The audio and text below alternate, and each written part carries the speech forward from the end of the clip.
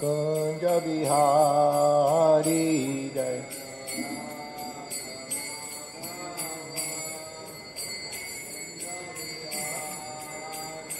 Jaya Radha Madhava Kunja Bihari.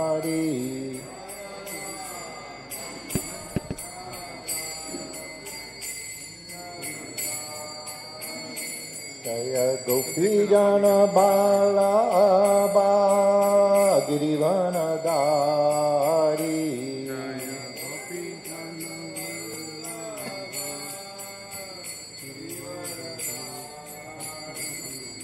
Gopi Jana Bala Girivana Dari. Jaya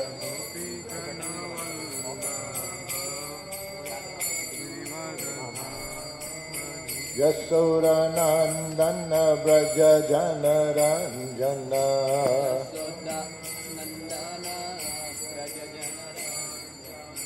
Yasoda Nandana Braja Jana Ranjana.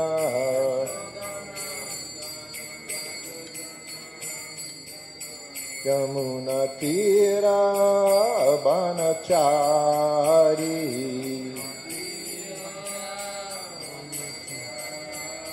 Yamuna Tira Banachari.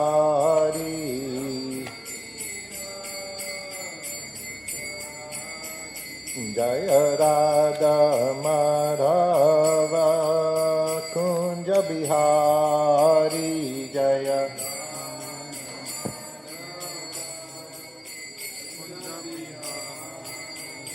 Jaya Radha Madhava Kunja Bihari Jaya.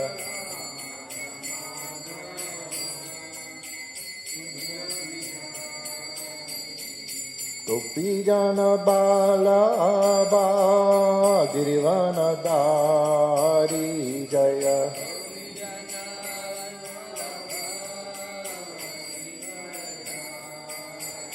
Jaya Gopi Jana Bala Girivana Dari.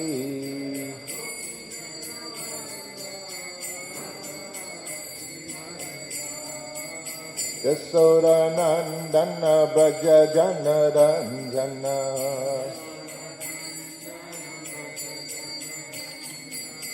Yasoda Nandana Braja Jana Ranjana.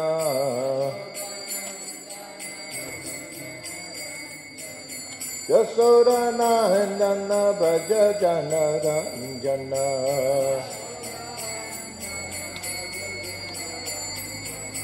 Yamuna Tira Banachari.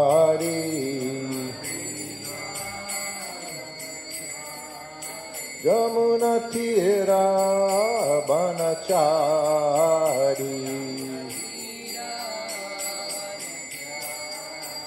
Jaya Radha Madhava Kunja Bihari Jaya.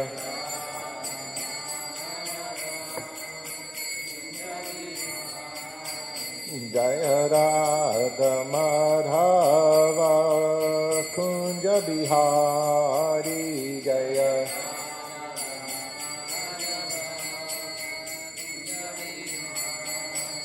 Jaya Radha Madhava Kunja Bihari Jaya.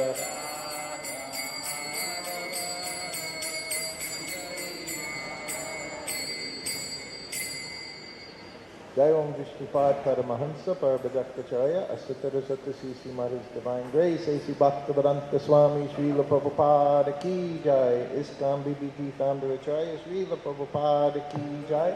All glories to the assembled devotees. All glories to the assembled devotees. All glories to the assembled devotees. All glories to Sri Guru and Gauranga. Glories to Srila Prabhupada.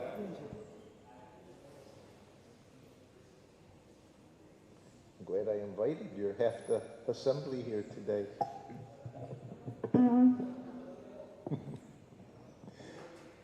Om Namo Bhagavate Vasudevaya.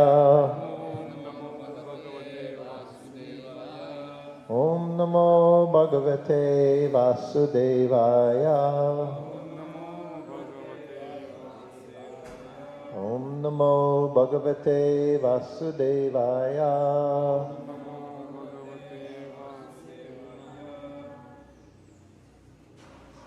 So today we're reading from the Srimad Bhagavatam, Canto 6, Chapter 16. And we'll do text 27 and then we'll do text 28 because there's no purport to text 27. And text 27 is on the board, so we'll chant that verse. And this is King Chitraketu meets the Lord.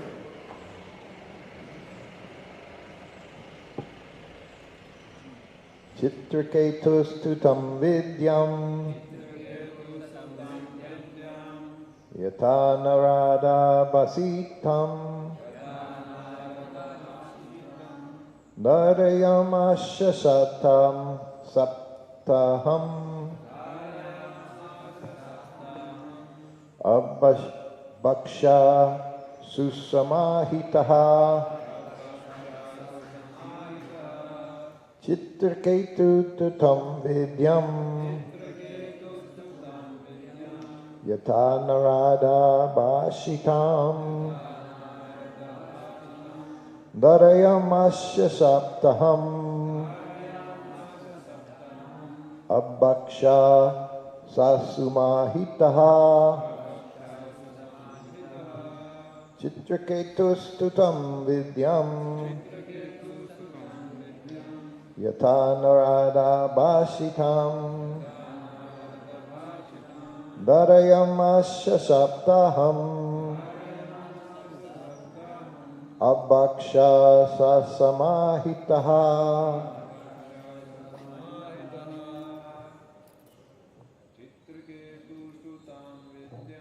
Chitraketustutam vidyam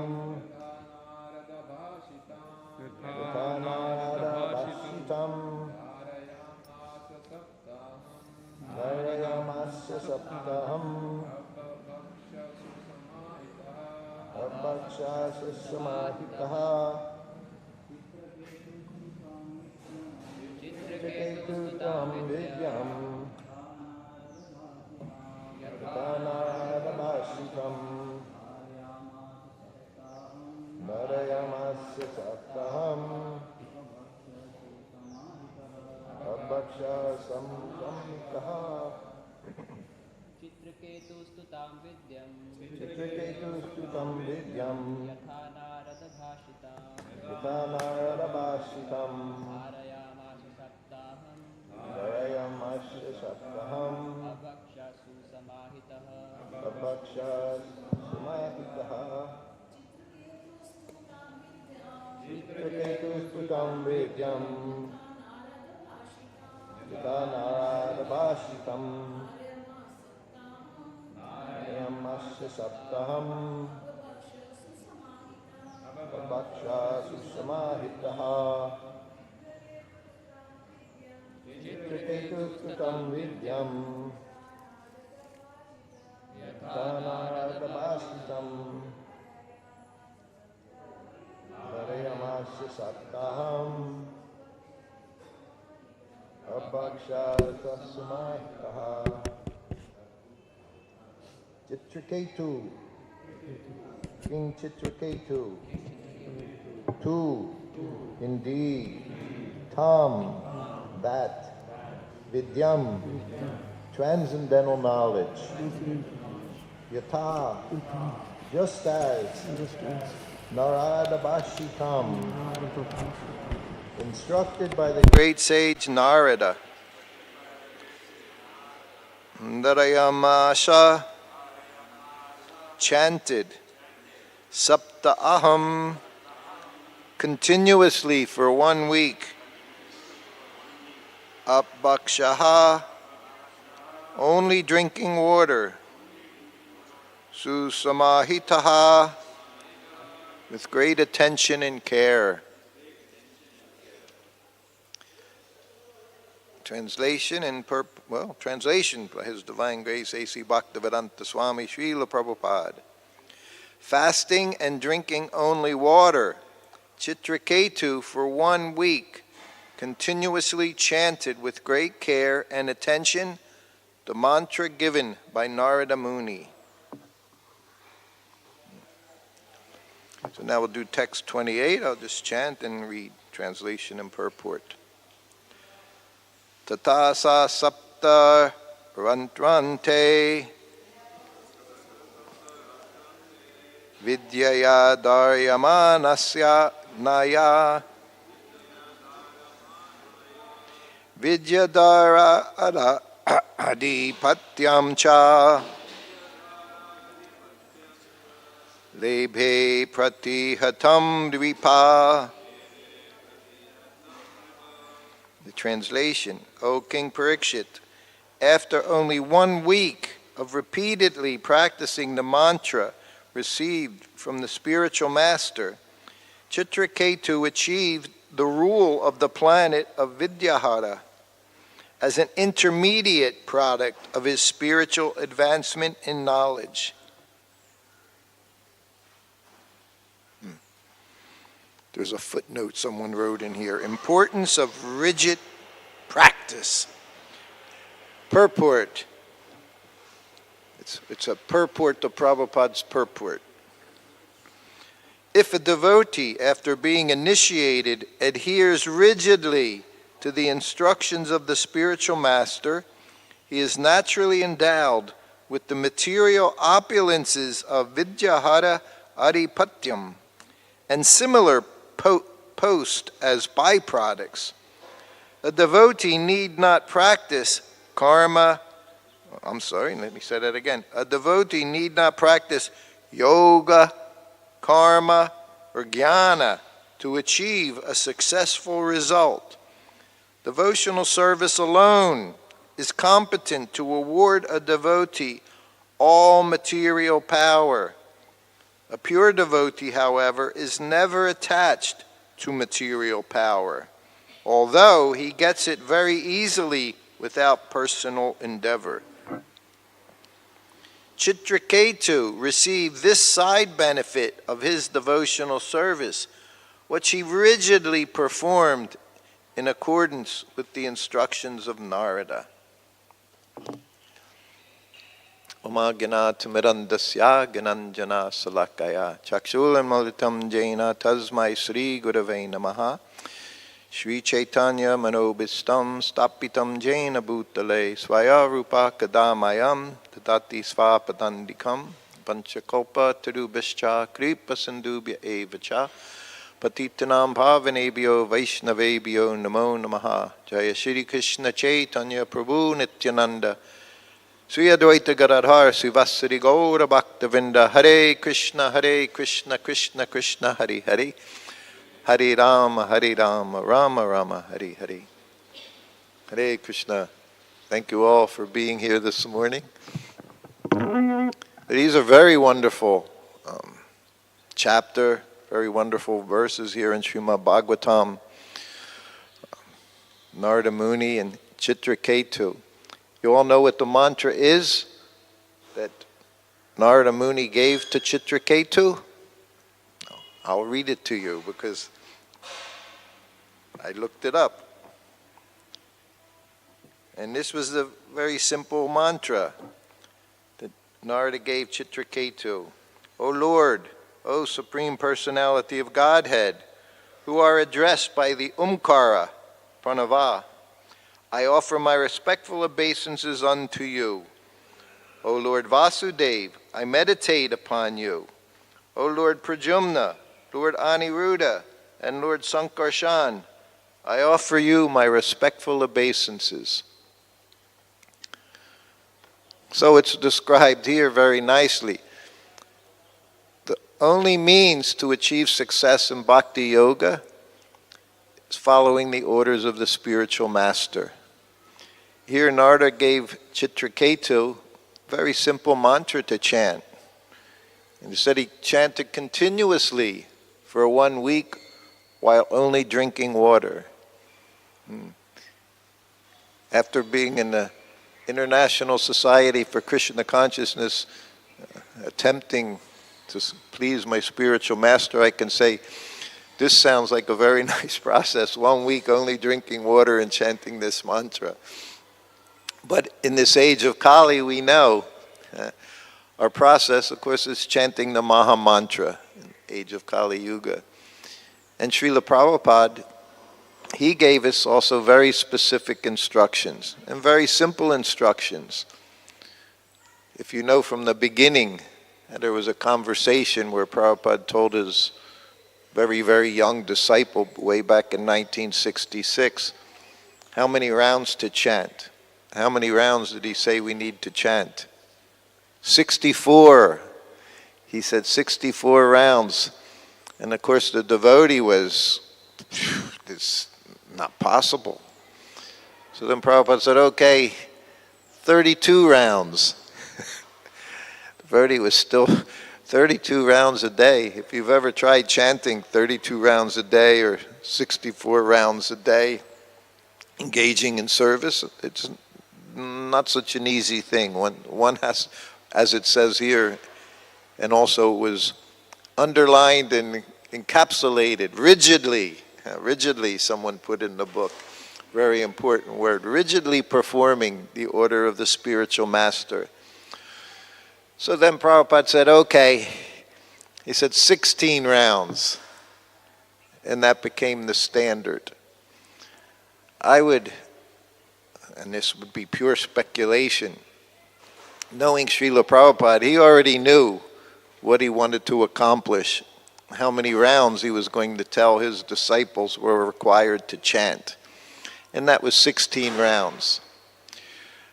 Prabhupada had very interesting ways sometimes of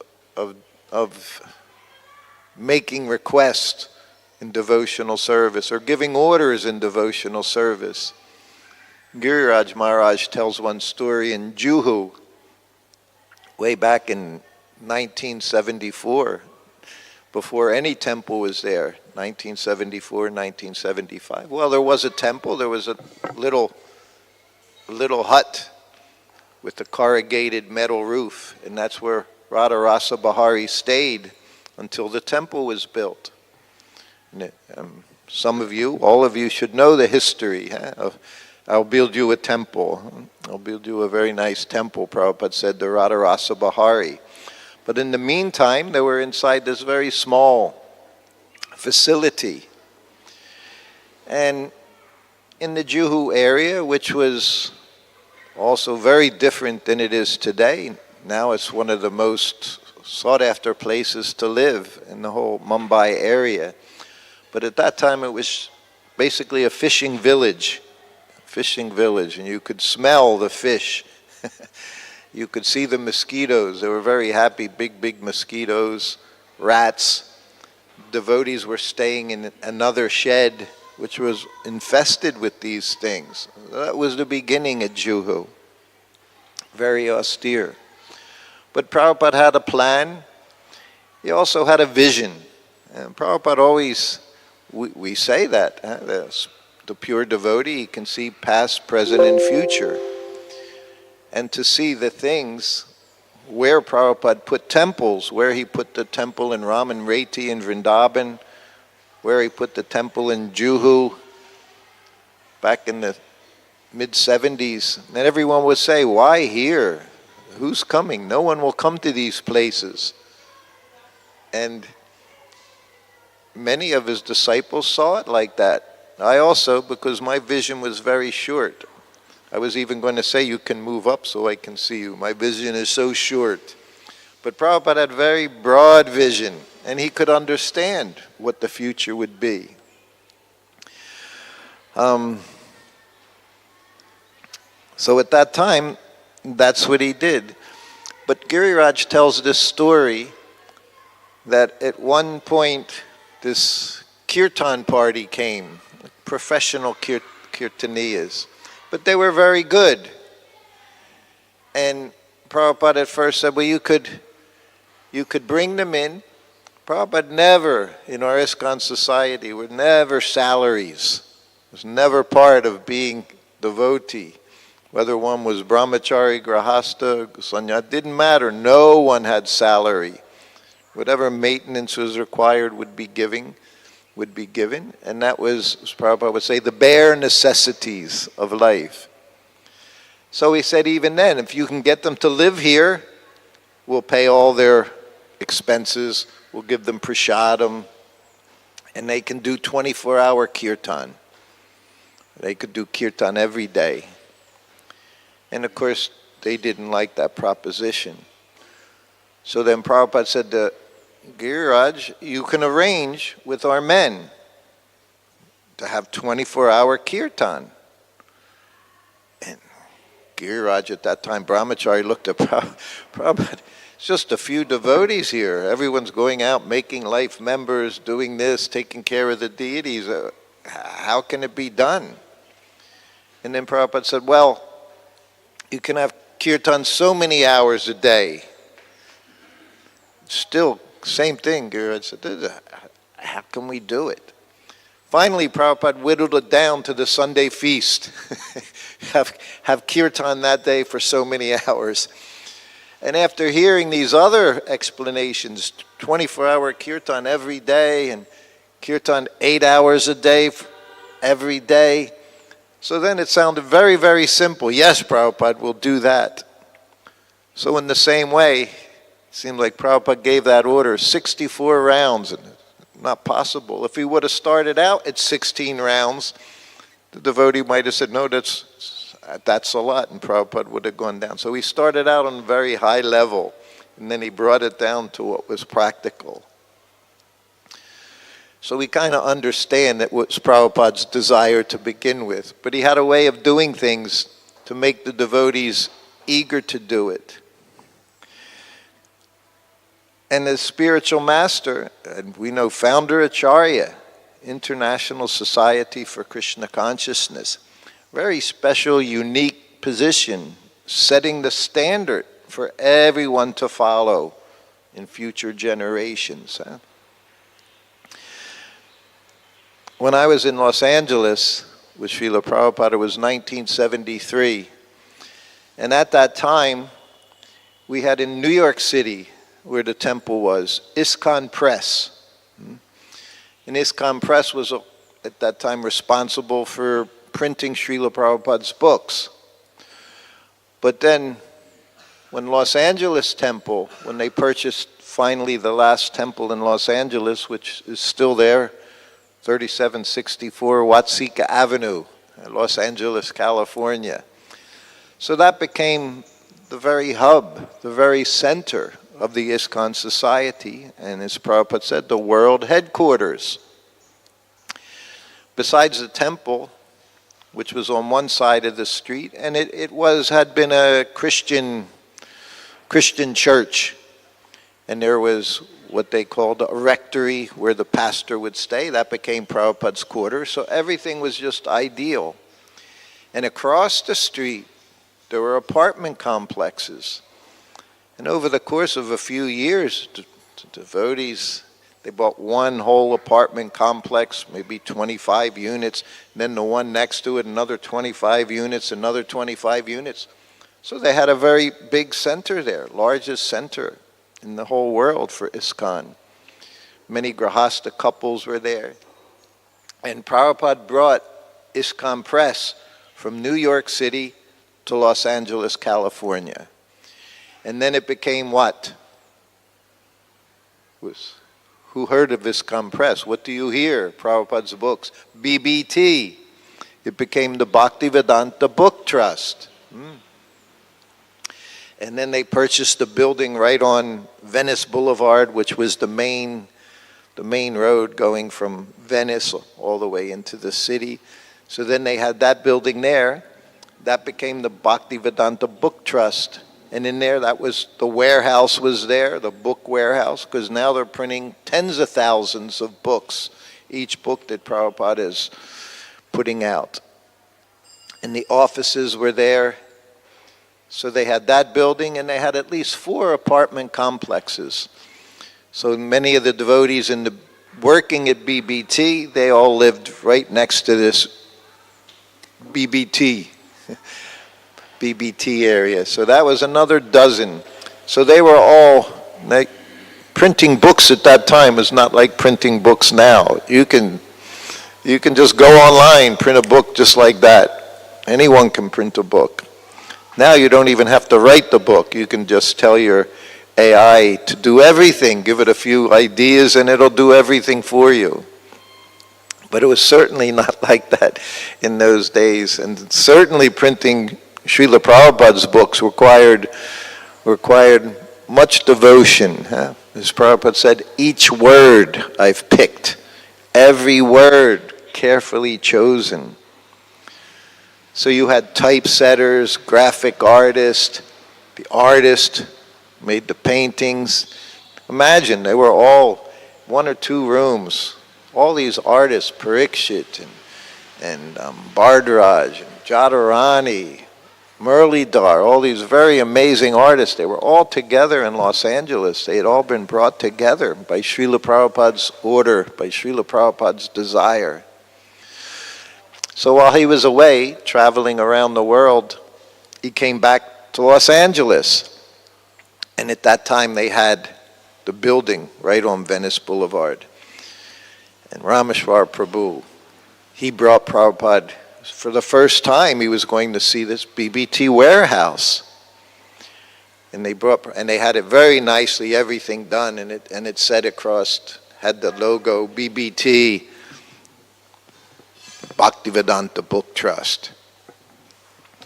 And very happily, proudly, Rameshwar is showing him the front of the building.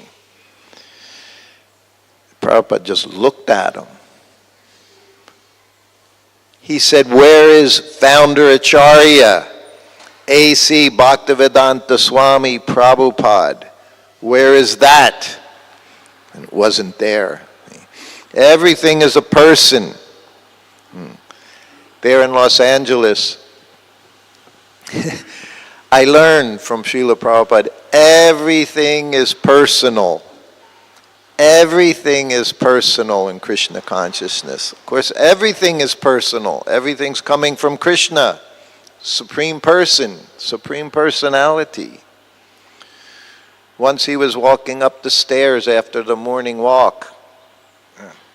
Bead bag was hanging like this on a doorknob, just sitting there. Prabhupada walking up the stairs. He said, "Who has left their bead bag crying on the doorknob?" Crying. Only person can cry. Who's going to cry? He said, "Cry. Who has left it crying there?" A few days later, he's walking up the stairs. There was a table, and on the table was a plate of prasadam. Prabhupada walking up, he stopped, he looked at me. What did he say? "Who has left this prasadam crying on the table?" This negligence. Who has left it there crying? Everything is personal. What to speak of Bhaktivedanta Book Trust?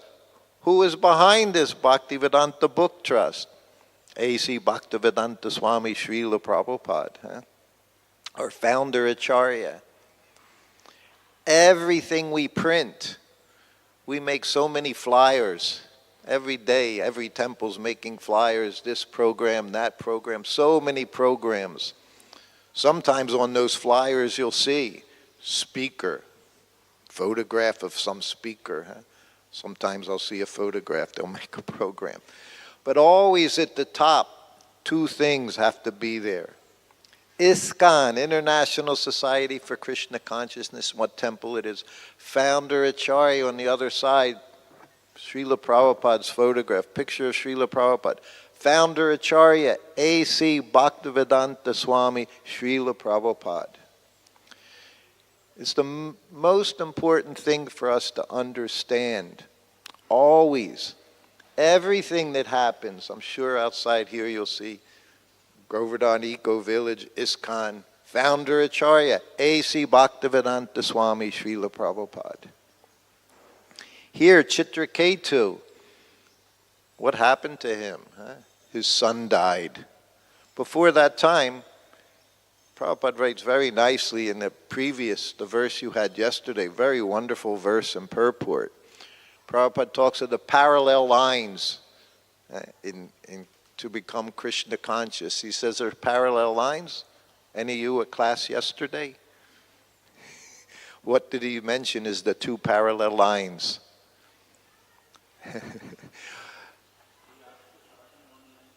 One line is the disgust of the material world. One has to become disgusted with the material world in order to practice bhakti yoga. And by practicing, that's what it means, parallel, they go side by side, they work together. This idea, there is no pleasure in the material world, works alongside of your devotional service. And the more you practice devotional service, the more you become disgusted with mundane activities. The more we become disgusted. Back in the 70s, some of us, some devotees, they didn't have a very good understanding of what that meant. Because even we had the understanding. Bilvamangal Thakur, Bilvamangal Thakur, what did he do whenever he thought of sex life? Spit. The whole idea was repulsive to him. It had become repulsive. Yes. Thank you. Yes. So, at that time, some of the devotees, they didn't quite understand the idea, and they would see women and spit at the... It's not we're spitting at women, no. The idea of material enjoyment, any kind of material enjoyment, undesirable for a devotee. I always say as I travel, I remember these words, they go in my head. Certain things Srila Prabhupada said to me, I can't get them out of my head. And I've told this, it was staying in nearby Mumbai, at that time Bombay. And for the first time after being in India for 3 months, and I've already gone through jaundice, I've had malaria, I had colitis, I had dysentery. It was nothing but trouble. Trying to wash your clothes, everything difficult. And I had it easy because I was traveling with Srila Prabhupada, who had the best facility of anyone. But even that was difficult. Trying to heat up a bucket of water with them little plunkers you'd put in there, and they'd burn out. Sometimes you'd shock yourself putting them into the water. Sometimes they didn't work at all. Everything difficult. And then all of a sudden, after 3 months, we got to stay in this one life member's house. Very wealthy man. He was in Bollywood. He was a Bollywood agent or something. And even in his house, they were filming. While we were there for a few days, they were filming one cinema show they were doing. But he had a big, big palatial house, everywhere marble. And for the first time, Prabhupada, he had a very nice room, nice bathroom. And we all had the same. We all had these nice rooms for ourselves to stay in. His servant had one room. Secretary had his own room. Sanskrit editor had his own room. We all had our private bathrooms. So it was very opulent. And for us, it was relief. So we were there just a matter of hours. It was in the afternoon. We arrived in the morning. Prabhupada always knew me very, very well. And he rang his bell. Wherever we went, I had his white bag. He set up his desk. It was the same everywhere around the world, whether it was in a room, in a whole flat, whatever. He had his sitting room, cushion on the floor, little desk, table in front of him. We would call coffee tables back in the USA in those days. Low table. That was his desk. Just like Vrindavan. Everywhere he went, his room was just like Vrindavan, the simplest of rooms. Didn't have dining room tables and chairs in the living room. sofas, all these, nothing, none of these things. He sat on the floor, took prasadam twice a day, sometimes 3 times a day. Sat on the floor facing the wall. The table was against the wall. He would sit on a straw mat, not a cushion, a straw mat on the floor and take prasadam facing the wall by himself. I would bring it in. Sometimes he would be talking to his disciples when I came in with his plate. And I'd come in, and as soon as a prasadam came, you honor prasadam. The other night, I chastised some of Radhanath Maharaj's disciples. They were taking prasadam. Maharaj came in, so they just left their plate there, stood up, and they were just standing there. They weren't engaging with him because you know what he does when he walks around. He goes here, he goes there, like a bee. Goes a little nectar here. He gives nectar everywhere he goes. He doesn't take the pollen. He gives nectar. So finally I said, sit down, take prasadam. Krishna prasadam. You don't ignore Krishna prasadam. It's crying there. That's what Prabhupada said, crying there. Orders of the spiritual master are everything for our advancement in Krishna consciousness. So I said, sit down, take prasadam. This is what you would do. Even Prabhupada would come through the room if we were taking prasadam. Sometimes he would have to go through our room to use bathroom. And as soon as he came in, no, he'd say, take prasadam. You sit there, you take prasadam. You honor prasadam. So when I would put the plate down on the table, if there were devotees in the room, Prabhupada would sit down, and he'd grab whatever, piece of fruit, and he'd hand it to the one. And he'd grab another hand, and he said, now you can go. Conversation over, prasadam. So all these things we have to understand what it means to be Krishna conscious. And for us, just like Chitraketu, he was given his order how to practice bhakti yoga. Imagine 1 week, he chanted 24 hours a day for 1 week, taking only water. And by pleasing his spiritual master, he attained bhakti yoga. He was given all facility.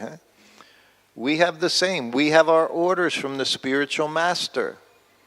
One has to follow. The more strictly you follow those orders, you're given all facility by the spiritual master. Srila Prabhupada can give us everything, but you have to qualify yourself. When I came, I've told, it was 1971 when I first met the devotees. And I, somehow or other, I was tricked by Paramatma, I guess, in the heart. I had everything going for me very nicely. I had a scholarship in college, and part of the scholarship was I spent 3 hours a day in the admissions office mailing out flyers to people. That was it. 3 hours a day, 5 days a week, and all my tuition was paid. I had a vehicle, go back and forth. I was just a half hour from the school. Nice place. Everything was there.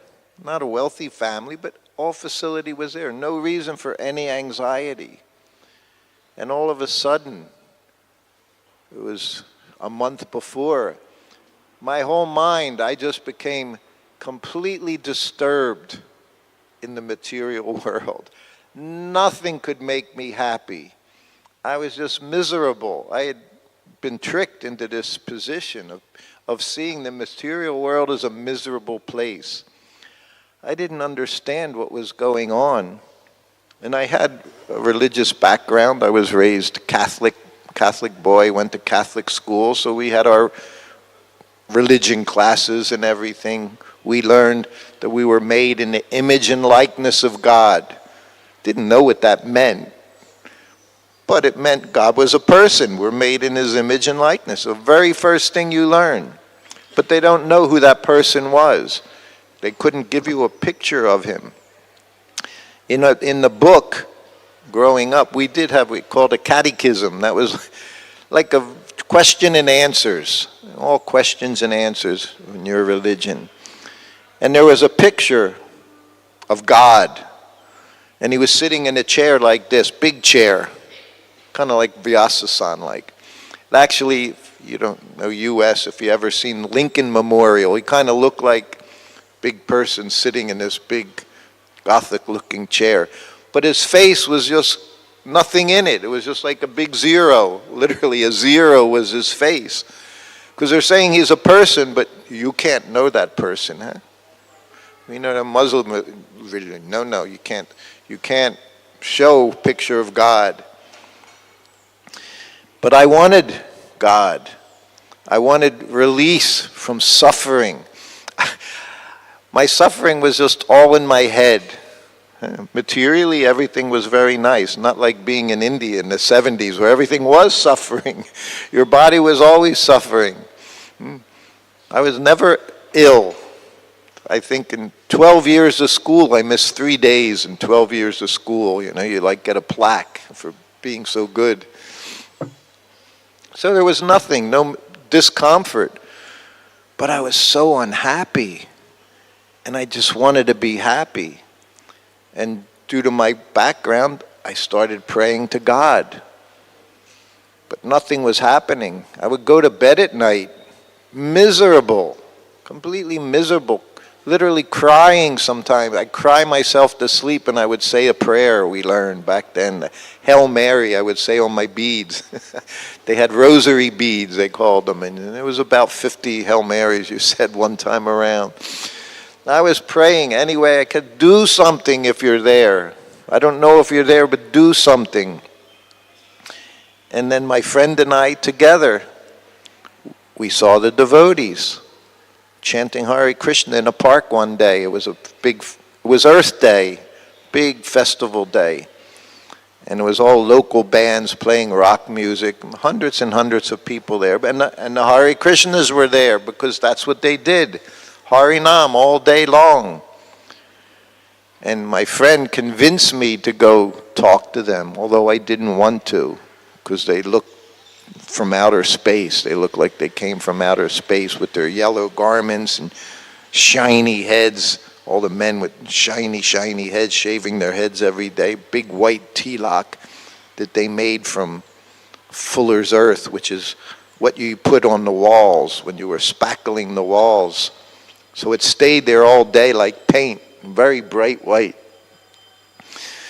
Anyway, we went down, and I asked my first question, who are you people?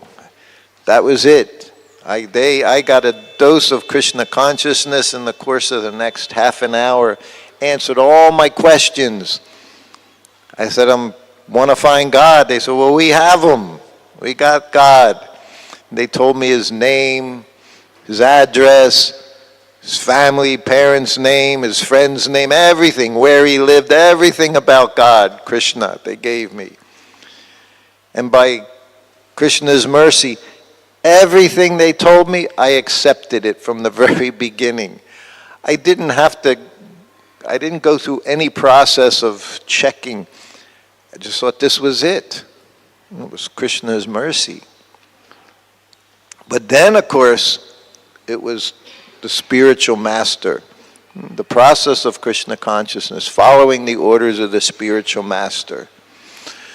And we learned, we would hear all the wonderful analogies at that time. I have, someone made me a bead bag. They put that time, place, and circumstance, because last week I was giving classes every day, and I told the story of Prabhupada's lota, how they put sweet rice in the lota, which was used in the bathroom, because there was nowhere else to store it. Prabhupada said, put it in the lota. Time, place, and circumstance. These are the things we would hear. Do the needful.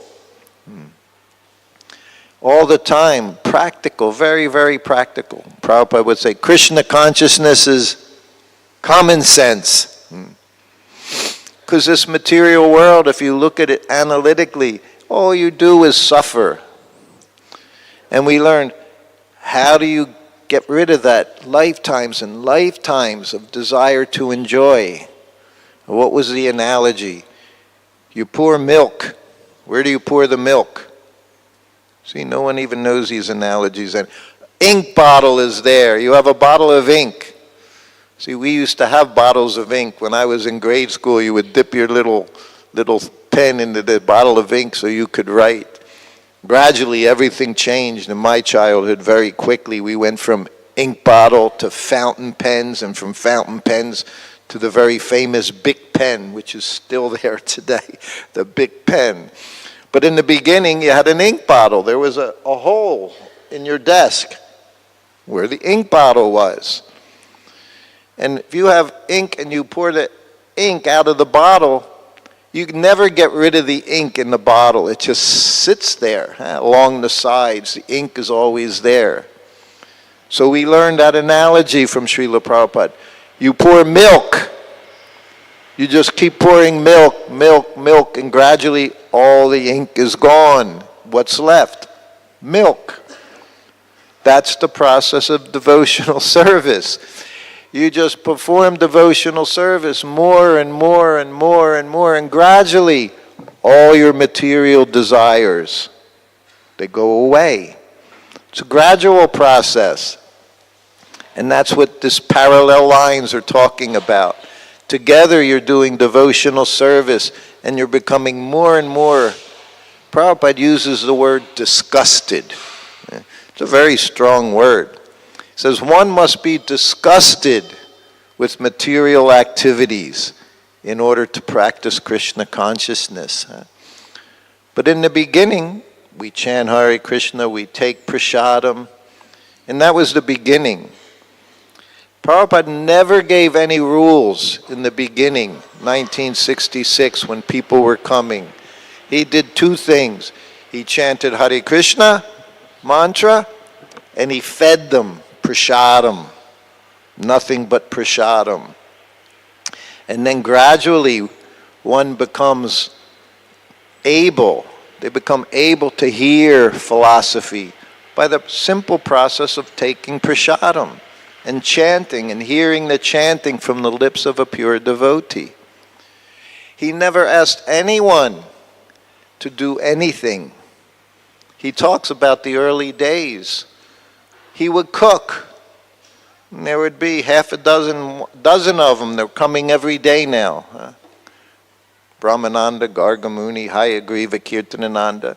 And what are they doing? They're coming and they're hearing. They would sit down. Prabhupada cooked for everyone. And then what did he do? He served everyone. And he says, I would give them 2, 3, 4, 5 chapatis. Prabhupada himself was serving everyone. Hayagriva went into his room one day. Howard Wheeler, his name was Howard Wheeler, English professor. Tall man. If you see pictures of him, Prabhupada gave him his initiated name, Hayagriva. If you'll see photographs of Howard Wheeler, you'll understand why Prabhupada called him Hayagriva. Anyway, he comes into the room, Howard. And Prabhupada has his trunk with his books, and his trunks with his writings, Bhagavad Gita as it is, and his unabridged writings for Bhagavad Gita. And he has just a little bit. He has on his thing, and he's showing Hayagriva, Howard. He's showing Howard, this is Bhagavad Gita I'm translating into English.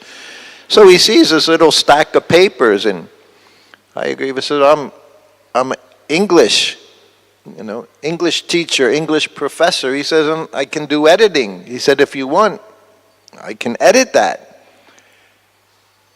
He offered Srila Prabhupada to do some service. Prabhupada said, yes, you can edit. And then he put the papers down, then he opened up the trunk and he put a stack of papers in front. You can edit this, he said, because he offered. Hayagriva looked.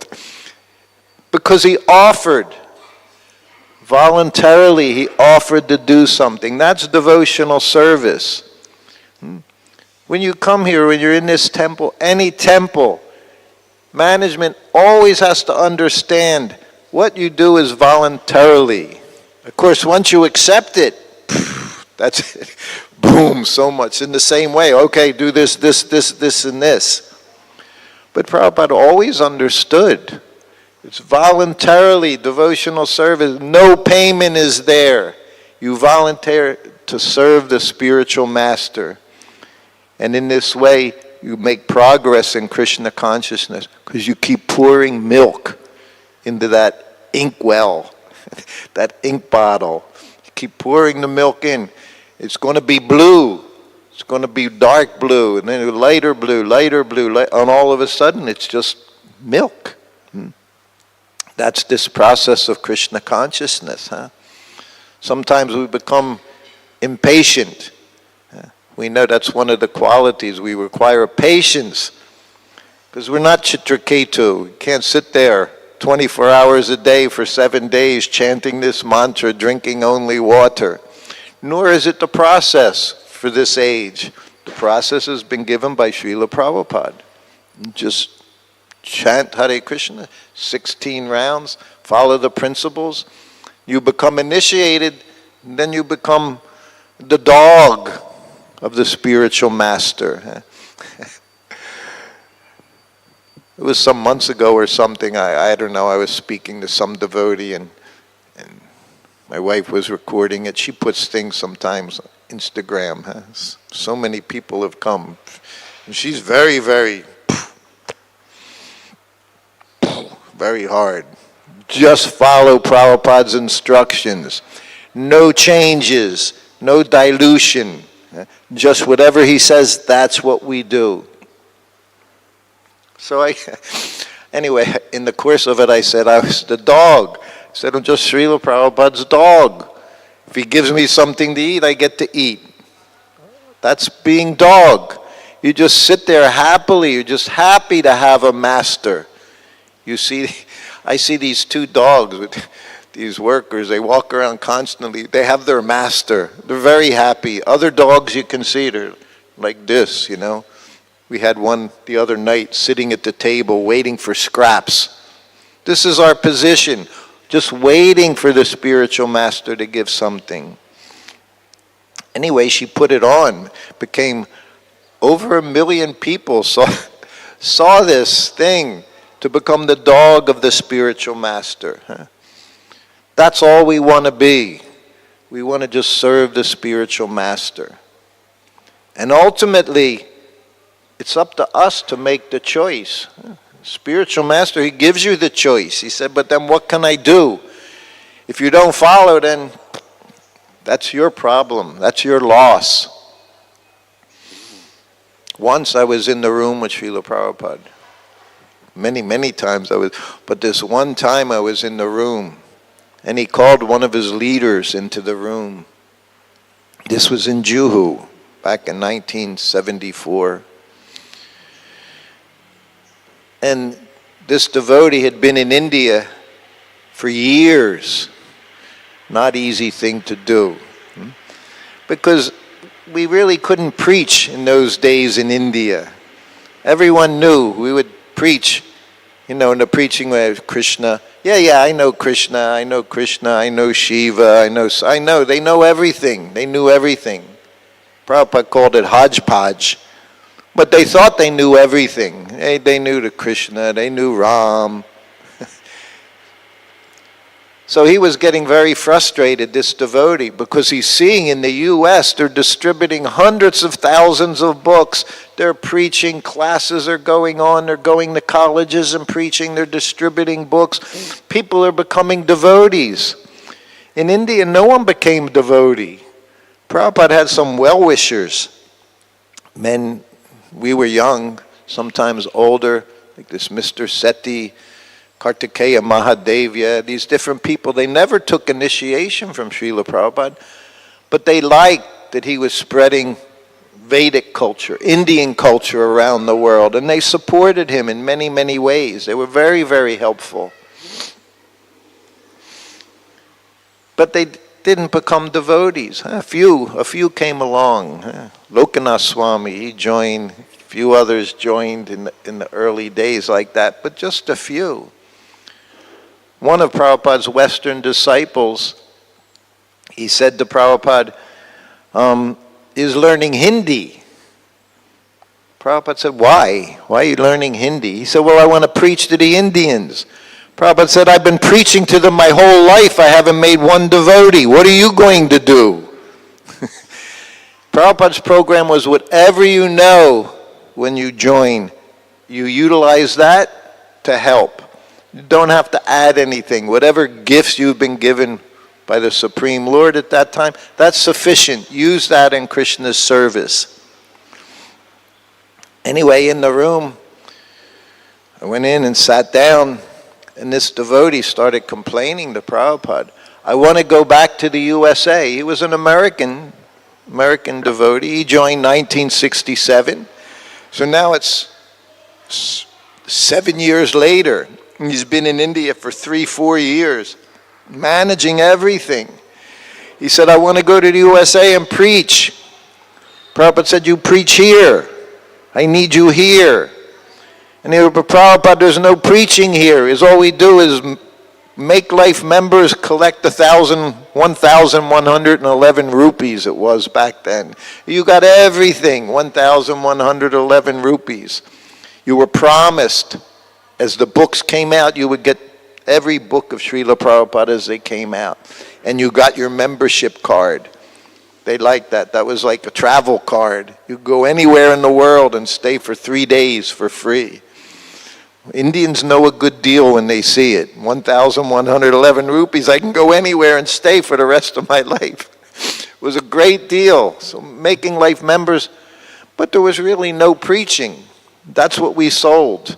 We sold this, you're going to get these books and you get to stay in any Krishna temple around the world. So it was very attractive. But it wasn't preaching philosophy. I want to go to the West. And it became, I was young devotee. He was 30 years old. I was 22, 23 years old. And it became an argument. And he's saying, I want to go to the West. And Prabhupada said, no, you stay here. And I want to go back to the USA. And it got louder and louder and louder. I had never seen this situation with Prabhupada where a disciple arguing with him. I never opened my mouth to Srila Prabhupada because he could crush you like an ant. In a moment, he could just devastate you. At least he could devastate me. But this devotee was so eager. He wanted to be part of preaching in the West. And Prabhupada said, no, I need you here, you stay here.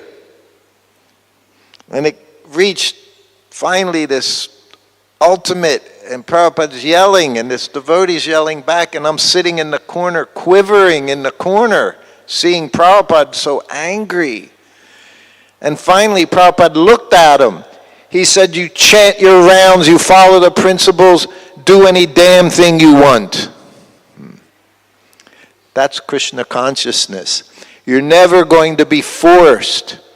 Even it may seem like sometimes in the temple management will force you. They can try to, but ultimately it requires surrender. Without surrender, and I told you that, huh? So what does surrender? Prabhupada said, first-class servant. He called me in his room, Krishna Balaram Mandir. Called me in so many times, he called me in his room, give me little instruction. And I was so dull-headed, a little less dull-headed now. I was very dull-headed then. So when he would speak to me, he did it in such a objective way. I never realized he was telling me, do like this, do like this. Because he said it in such a way like he was giving a general instruction. But he was giving a specific instruction to me.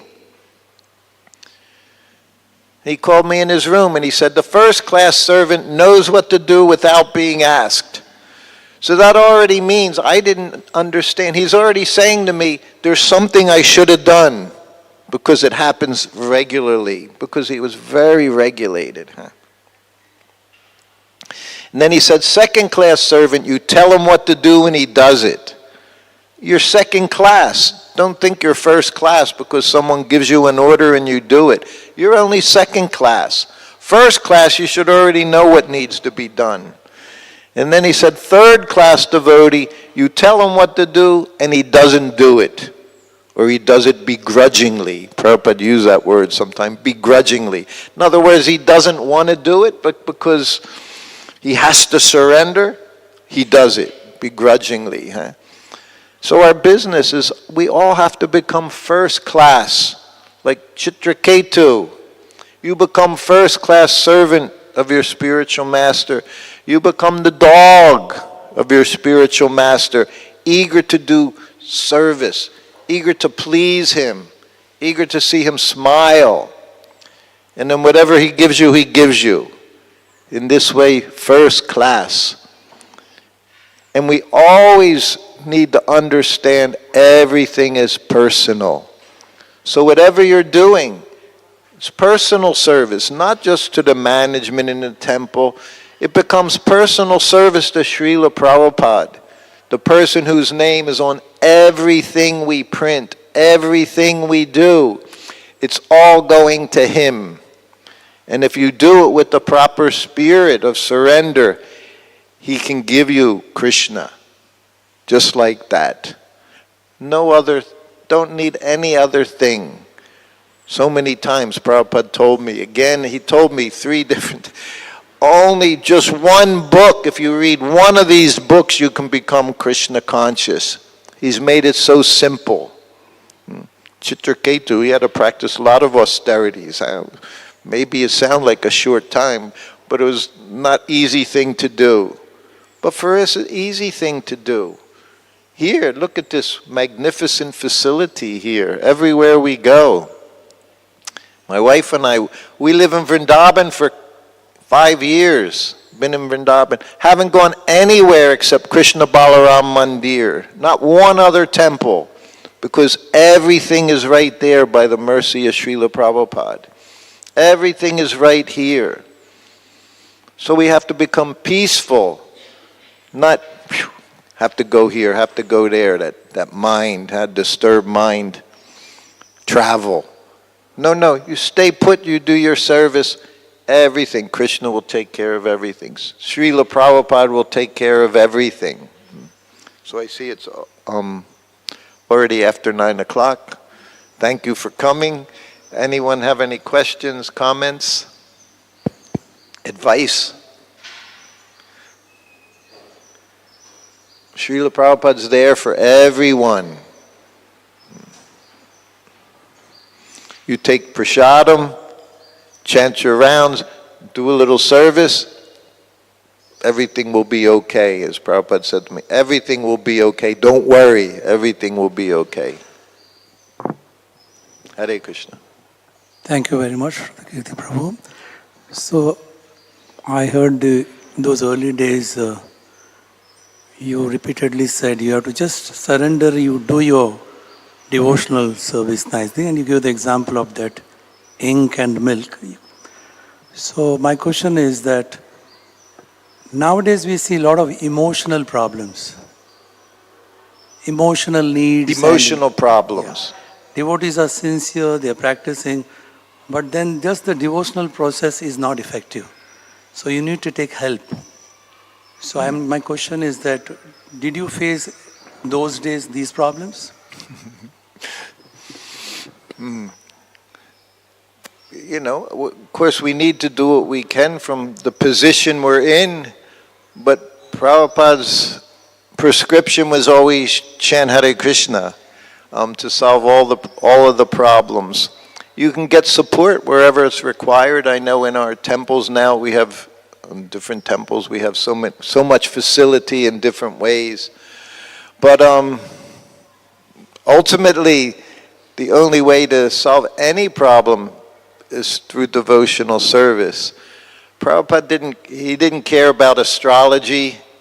He said, one devotee once came into his room in Vrindavan, and he had a, whatever you call, around his neck. I have one. I have Lord Nrsingadev's nails in it. But he had been given one, and it had all these mantras the astrologer had given him, and chant these special mantras because this planet, Rahu was going to destroy everything and all. So he came into Prabhupada, and Prabhupada said, "What is that?" He said, "Well, it was given to me by astrologer to counteract the evil influences of Rahu." And Prabhupada looked at him. He said, "Well, one kick of my foot," he said, "I can destroy hundreds of Rahus, thousands of Rahus." He said, "You just chant Hare Krishna." What our problem is, we don't have faith. That is all we have to do is chant Hare Krishna. We require these, and it does. So much of it's due to medications. You ever see the side effects? They call them side effects. It should have a much stronger name. They should call them the evil results of taking this medicine. I know there's medicines for those that contemplate suicide or depressed. They give them medicine. One of the side effects are suicidal. You become suicidal. So all these, Prabhupada had no faith in allopathic medicines. I say he did have another mantra he occasionally chanted, and that was, "Don't take me to the hospital. If something happens, don't take me to the hospital. Just sit in Vrindavan, chant Hare Krishna. We're all going to die."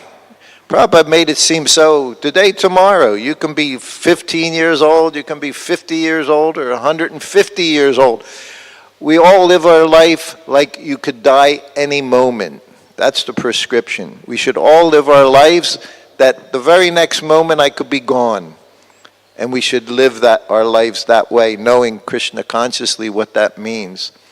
So many of these mental defects are side effects of our lifestyle now. Kali Yuga lifestyle, horrible. Everything, every day I read something else. 1 minute they prescribe one thing. They said don't take butter, or butter oil. Take all these oils. Now they're saying all these seed oils are bad for you. They're giving you cancer. They're constantly changing. There's no absolute truth there. Say Prabhupada prescribed ghee. Everything cooked in ghee. If any kind of oil is used, it's butter oil, ghee use. 1955, he wrote an article in his Back to Godhead saying how bad these refined oils are cancer causing. Prabhupada said it in 1955 in an article. And I say we had, back in 1971, the temples had no money. They're selling BTGs for 25 cents, A few paisa they were selling BTGs. We had no money, but all our walks were filled with ghee. Now we have crores of rupees, and all the walks are filled with oil. Everyone's sick. Why am I sick? We have to go to the Ayurvedic doctor, and he tells, well, don't do this, don't do this. But we're doing it ourselves. All we have to do is follow Prabhupada's formula. If we don't have faith in that formula, then you're going to have to do so many other things. So without getting in details of how one requires different mental help, best thing is follow Prabhupada's formula. Everything will be okay. We have to put ourselves in the right environment, associate with devotees, engage in devotional service. Some people obviously have extreme conditions that need to be dealt with. Prabhupada said, you deal with it. Whatever it takes, you deal with it. But ultimately, we should understand our only medicine is chanting Hare Krishna. That's the best medicine for this age of Kali. Okay. Srila Prabhupada ki jai. Hare Krishna. Thank you very much. Hare Krishna.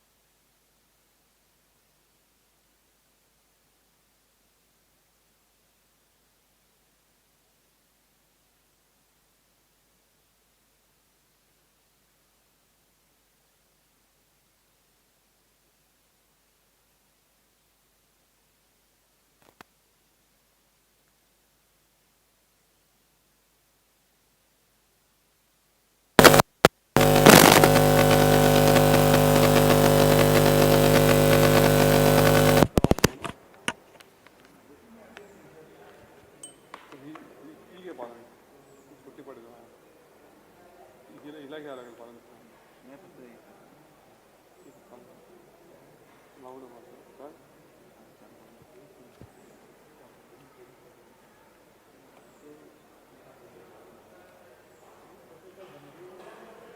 हरे कृष्ण कृष्ण कृष्ण हरे राम राम राम हरे कृष्ण हो आहे ना हां ठीक आहे बद्दल काय बोलले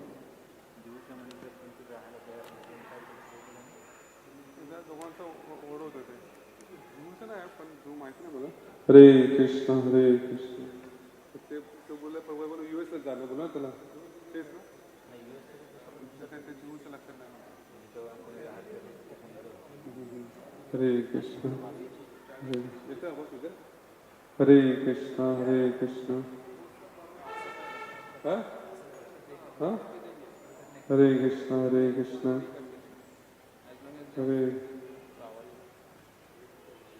हरे कृष्ण ते काळ आपण हे करू काढून टाक